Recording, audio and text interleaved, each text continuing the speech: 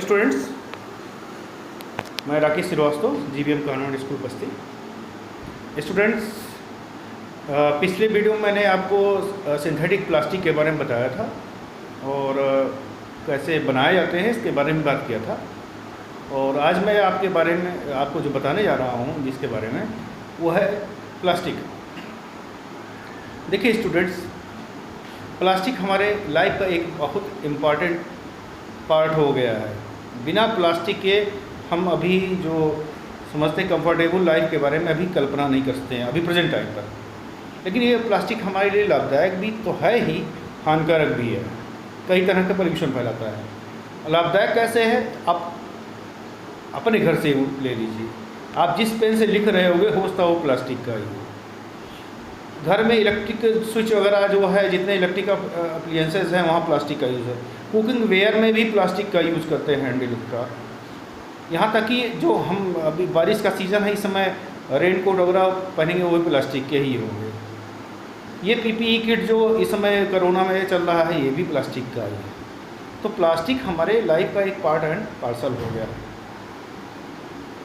तो प्लास्टिक ये कैसे बनता है, जैसे आपको सिंथेटिक फाइबर बताया था, वैसे प्लास्टिक में भी छोटे छोटे यूनिट्स केमिकल जो होते हैं वो कंबाइन करके एक बड़ी चेन बना लेते हैं पॉलीमराइजेशन प्रोसेस के द्वारा, जिसे आपको सिंथेटिक फाइबर बताया था। और इन छोटे छोटे यूनिट्स को मोनोमर कहते हैं। ये जो मोनोमर्स होते हैं लीनियर फॉर्म में भी होते हैं एक लाइन में, और क्रॉस लिंक भी होते हैं।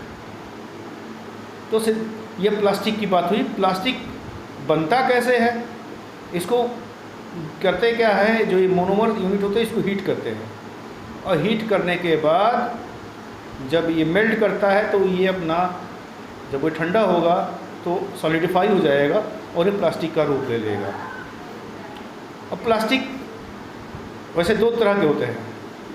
प्लास्टिक के टाइप में देखेंगे तो प्लास्टिक दो तरह के होते हैं। एक होता है थर्मोप्लास्टिक और दूसरा होता है थर्मोसेटिंग प्लास्टिक। यहाँ पर मैंने दिया हुआ है, ये प्लास्टिक के टाइप दिए हुए हैं, आप देखिएगा। प्लास्टिक है, प्लास्टिक में थर्मोप्लास्टिक है। थर्मोप्लास्टिक ऐसा प्लास्टिक होता है जिसका आप चाहो तो बार बार उसका शेप चेंज कर सकते हो गर्म करके। वो मेल्ट करने पर अपना मनचाहा आकार दे सकते, उसको रीमोल्ड कर सकते हो। जैसे इसका एग्जांपल है पीवीसी है, पॉलीविनाइल क्लोराइड, पॉलिस्टर है, और आपका पॉलीस्टीरीन है जिसके एक कंप्यूटर के पार्ट्स जिससे बनते हैं आपको, और टीवी का वो एलईडी वगैरह बनता है उसका स्क्रीन। पॉलीथीन है। पॉलीथीन का क्या यूज़ है आपको बताने की ज़रूरत नहीं है। अभी मार्केट में जाइए बिना पॉलीथीन के, हालांकि पहले से काफ़ी कम हो गया है, लेकिन पॉलीथीन का यूज़ अभी भी है बहुत जगह।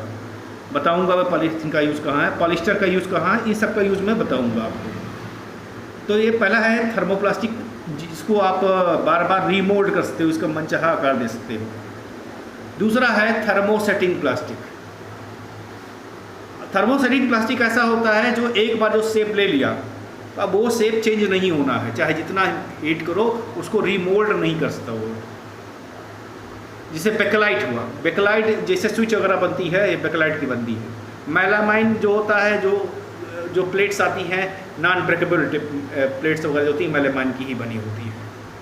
तो ये थर्मोसेटिंग प्लास्टिक और थर्मोप्लास्टिक दो तरह के प्लास्टिक होते हैं। तो इनके बारे में बारी बारी से बात करूंगा, लेकिन पहले मैं आपको बता दूं प्रॉपर्टी ऑफ प्लास्टिक। प्लास्टिक की क्या प्रॉपर्टी होती है। प्लास्टिक की प्रॉपर्टी के लिए मैं आपके पास ये हम बुक के पास चलूँगा। पहली बात, ये नॉन रिएक्टिव होता है, किसी केमिकल का ज़्यादा इसके ऊपर असर नहीं पड़ता है बहुत ज़्यादा। ये इसीलिए जो आपने देखा होगा प्लास्टिक के बोतल में एसिड बेस हो या दूध वगैरह रखे जाते हैं, दही वगैरह रखते हैं आप, इसलिए ये चूँकि केमिकल के प्रति नॉन रिएक्टिव होता है। अच्छा, एक चीज़ और है, ये हल्का होता है, स्ट्रांग होता है और ड्यूरेबल होता है। इसलिए अधिकतर प्लास्टिक की चीज़ें जैसे चेयर वगैरह हुई, अब लोहे की चेयर कहाँ आती है। प्लास्टिक की चेयर इसलिए यूज़ करते हैं कि वो हल्का होता है, मजबूत होता है और ड्यूरेबल, लाइफ लंबी होती है, इसलिए प्लास्टिक का यूज़ ज़्यादा करने लगे हैं। और इसके तो ये सब जो एसिड बेस से भी इनका ऊपर कोई बहुत असर नहीं पड़ता है, तो ये प्लास्टिक के प्रॉपर्टी होते हैं। केमिकल का असर ज़्यादा नहीं पड़ता है, बताई मैंने आपको। अब कुछ मैं प्लास्टिक के जो जो थर्मोप्लास्टिक था उसमें कुछ मैं ले रहा हूँ, जैसे पॉलीथीन है। पॉलीथीन जो होता है, जब पॉलीथीन की बात करते हैं तो पॉलीथीन एक ऐसा प्लास्टिक है, ये थर्मोप्लास्टिक है जो कि एथीन नाम के मोनोमर से मिलकर बनता है। और इसका यूज जो होता है ये सीट वगैरह, स्ट्रेचेज और पैकिंग मटेरियल बनाने में इसका यूज़ होता है। जैसे किसी चीज़ को पैकिंग वगैरह करना, प्लास्टिक से पैक करते हैं। इसके अलावा जो वाटर कंटेनर भी प्लास्टिक का ही होता है, ये पॉलीथीन का ही होता है। तो ये सब जो है ये पॉलीथीन का यूज होता है। दूसरा होता है पॉलीविनाइल क्लोराइड, इसे पीवीसी कहते हैं। पीवीसी का फुल फॉर्म है पॉलीविनाइल क्लोराइड। ये पीवीसी की पाइप आती है, जो वाटर जो होता है पीवीसी का, जो ये बारिश हो रही है तो ये बड़ी सी चौड़ी सी पाइप होती है जिससे पानी वगैरह जाते हैं। इसके अलावा हैंडल्स वगैरह जो है वो कुकर वगैरह के जो आते हैं हैंडल्स, ये पीवीसी के ही होते हैं।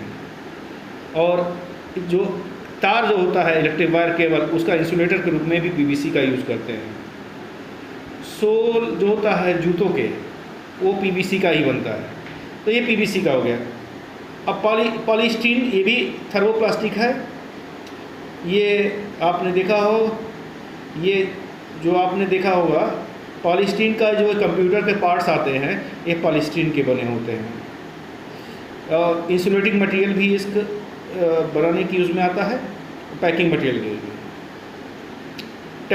टेफ्लॉन भी एक बहुत ही अच्छा ये है प्लास्टिक है, जो कि आप नॉन स्टिक कुकवेयर बनाने में इसका यूज़ होता है। नॉन स्टिक जो कढ़ाई वढ़ाई आती है, तवा आता है, वो टेफ्लॉन का बना होता है। और इस पर जो है ये करोजन प्रूफ भी होता है, इस पर जल्दी जंग नहीं लगती है। तो ये सब जो हैं। अब मैं थर्मोसेटिंग प्लास्टिक की बात कर रहा हूँ, बेकलाइट की बात कर रहा हूँ।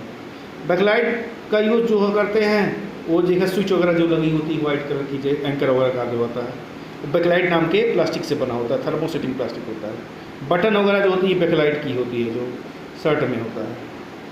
इसके अलावा ये गाड़ियों में जो गियर व्हील्स आता है वो भी उसके लैमिनेशन में इसका यूज करते हैं बेकलाइट का। इसके अलावा कंघी वगैरह जो होती हैं, पेन, जिस पेन से लिख रहे हो सब बेकलाइट का ही हो। तो टेलीफोन का जो आता है, टेलीफोन जो पहले आता था वो भी बेकलाइट का होता है। अगला है जो थर्मोसेटिंग प्लास्टिक है वो मेलामाइन है। मेलामाइन ये जो तस्तरियाँ आती हैं, प्लेट्स वगैरह आती हैं जो जल्दी टूटती नहीं गिरने पर, वो मेलामाइन की होती हैं। नॉन ब्रेकेबल डिनर सेट जो आता है।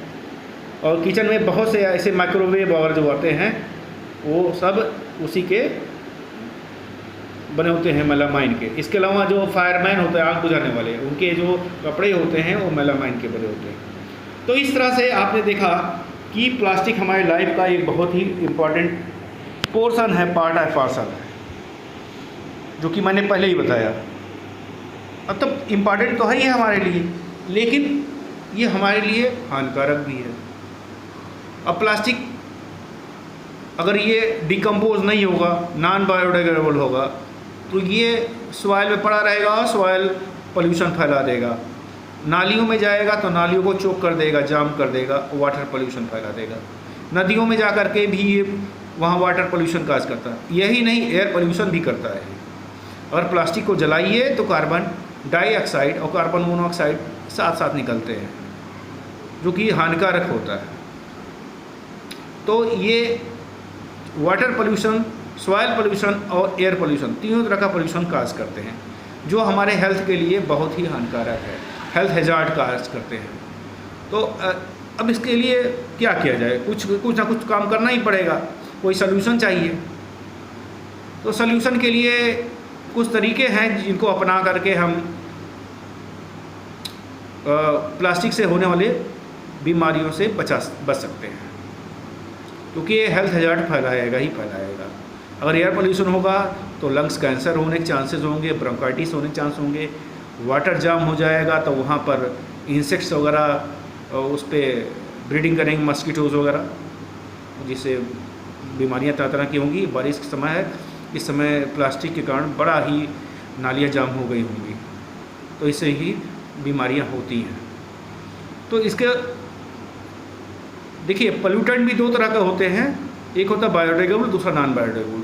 बायोडिग्रेडेबल जो पोल्यूटेंट ऐसे पोल्यूटेंट होते हैं जो डिकम्पोज हो जाते हैं, जिनको डिकम्पोजर जो है उसको गला देते हैं और उसकी खाद बन जाती है। लेकिन नॉन बायोडिग्रेडेबल वो गलता ही नहीं है। यहाँ पर कुछ यहाँ दिए हुए हैं, वेस्ट दिए हुए हैं, जो आप देखेंगे कौन कितने समय में गलता है। ये आप देख लीजिए, ये चार्ट बना हुआ है, इसमें दिया है कौन कितने समय में गलता है। तो पोल्यूशन से बचने का, प्लास्टिक के पोल्यूशन से बचने का तरीका ये है, उसका एक प्रिंसिपल होता है, 4R प्रिंसिपल कहते हैं उसको। उसका नाम है reuse, reduce, reuse, recycle and recover. 4R है, 4R प्रिंसिपल। रिड्यूस का मतलब हो कम से कम हम प्लास्टिक का यूज़ करें, उसका अल्टरनेटिव सोर्स जैसे जूट का बैग वगैरह और झोले लगे के सब्जियाँ और सामान लगे, कम से कम यूज़ करें जहाँ प्लास्टिक का यूज़। रीयूज़ का मतलब वो जब प्लास्टिक जो वेस्ट हो गया है उसको किसी दूसरे कैसे यूज़ करें, दूसरे तरीके से, जैसे बकेट वगैरह होती है उस पर पानी भर के गमले वाले लाते हैं। रिसाइकिल, जैसे कुछ प्लास्टिक रिसाइकिल्ड हो जाता है तो उनकी रिसाइकलिंग कर दें। तो इस तरीके से हम प्लास्टिक को मैनेज कर सकते हैं और पोल्यूशन से बच सकते हैं। तो इतनी चीज़ें हैं जो आपको जाननी थी इस लेसन में, और मैं होमवर्क आपको वॉइस मैसेज के द्वारा दूंगा जब आप वीडियो भेजूँगा। तब तक के लिए ध्यान दीजिएगा, इस लेसन को रिवाइज कर लेंगे, मैं वर्क दूंगा आपको उसी वॉइस मैसेज के द्वारा। Okay students.